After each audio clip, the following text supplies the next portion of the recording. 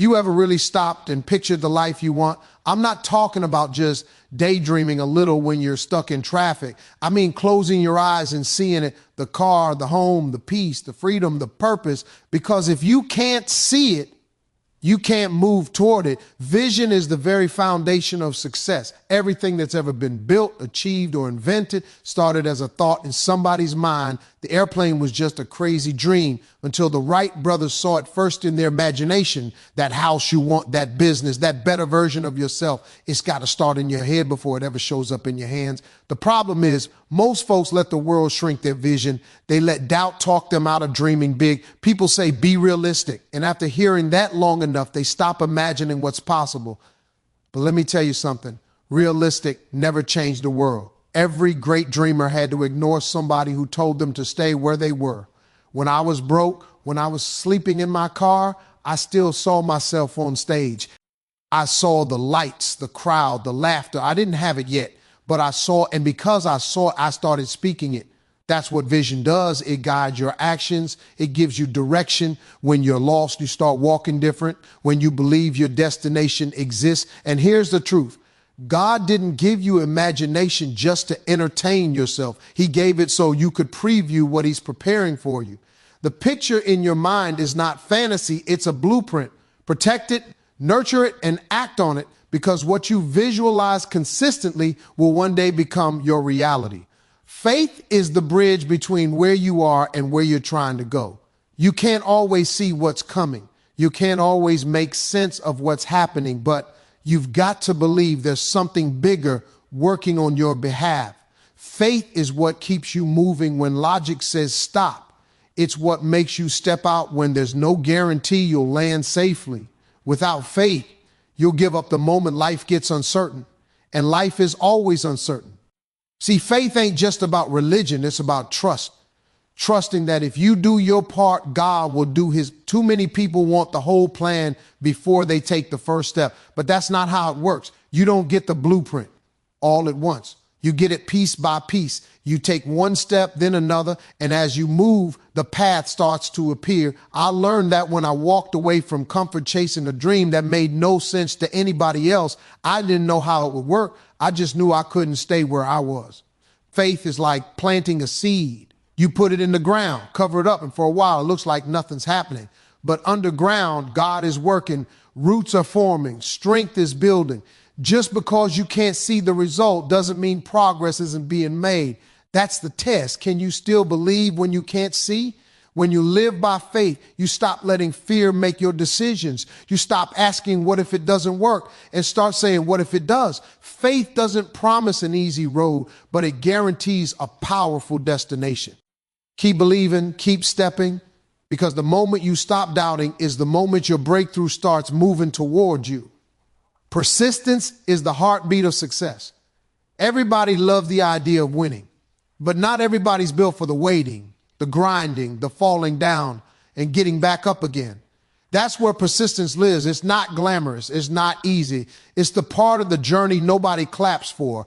But persistence, that quiet, stubborn refusal to quit, is what separates the dreamers from the doers. See, life is going to test your commitment. The moment you decide to chase something bigger, everything that can go wrong will try to stop you. Doors will close. People will walk away. Plans will fall apart. That's when most folks quit. They think those obstacles mean it wasn't meant to be. But the truth is, that's just a process working. Every no, every failure, every delay is shaping you, teaching you, strengthening you for what's next. When I was trying to break into comedy, there were nights I bombed so hard I wanted to disappear. I slept in my car, I went hungry, I doubted myself. But deep down, I knew quitting wouldn't get me closer to where I wanted to be. So I kept going. That's persistence. It's showing up when your feelings say stay home. It's working when nobody's watching. It's believing the effort will pay off, even when the evidence says otherwise. Persistence builds character. It sharpens your focus. It prepares you for the blessing so that when it comes, you're ready to handle it. Because success without struggle doesn't last. The grind gives it meaning. So don't give up when the road gets rough. That's a sign you're getting close. Keep pressing, keep pushing, keep showing up. The moment you think it's over might just be the moment you're about to win. The people you surround yourself with can either lift you higher or pull you down so low you forget who you are. You can't build a big dream with small-minded people. If the voices in your circle don't believe in possibility, you'll start shrinking your own vision just to fit in.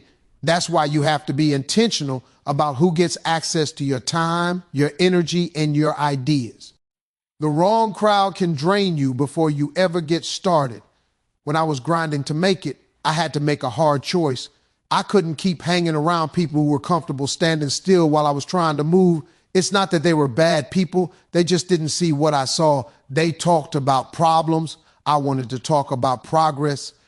They wanted to complain. I wanted to create. And when I changed my circle, my mindset started to change too. That's when momentum showed up. See, iron sharpens iron. If you're the smartest, most driven person in the room, you're in the wrong room.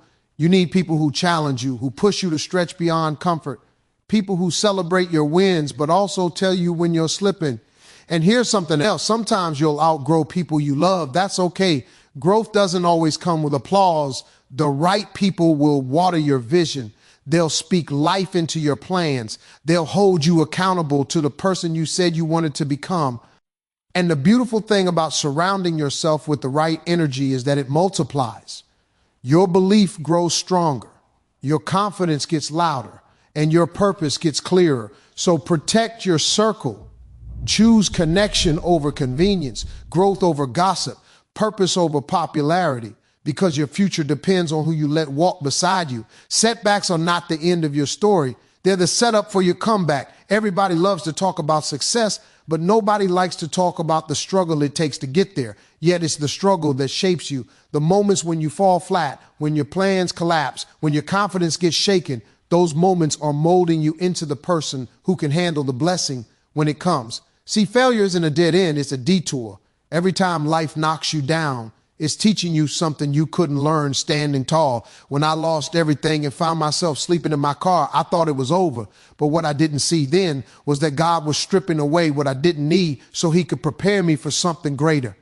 If I hadn't gone through that season, I wouldn't have learned resilience. I wouldn't have learned gratitude. I wouldn't have learned faith. Sometimes you got to be broken to discover how strong you really are. Setbacks reveal your character. They ask, how bad do you really want it?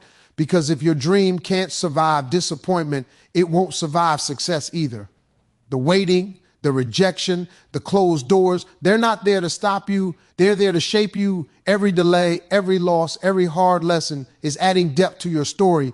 It's building muscles you'll need later on. So when things fall apart, don't panic. Pay attention. Ask yourself what you're meant to learn, not just what you lost. Because the truth is, you can't have a testimony without a test. And when that turnaround comes, and it will come, you'll look back and realize the setback wasn't a punishment at all. It was preparation for everything you were created to become. Timing is one of the hardest lessons to accept because we live in a world that wants everything fast. Fast results, fast success, fast recognition. But purpose doesn't move on our schedule. Sometimes you're doing everything right, but the timing just isn't lined up yet. That doesn't mean you're off track. It means what's meant for you is still being prepared. God might be working behind the scenes, setting up people, places, and opportunities you can't see yet. The waiting season isn't wasted time. It's building time. See, when I was chasing my dream, I thought every delay meant failure. I used to pray, why not now? But looking back, I understand if I'd gotten what I wanted when I wanted it, I wouldn't have been ready to keep it.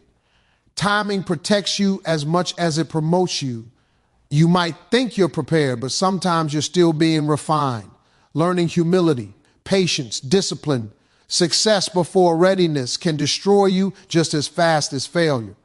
You have to trust that divine timing never misses. Just because the door hasn't opened doesn't mean it's locked. Sometimes it's just not your turn yet. The opportunity you're waiting on might need more time to mature. The connections that'll elevate you might still be forming. The version of you who can handle that blessing might still be growing.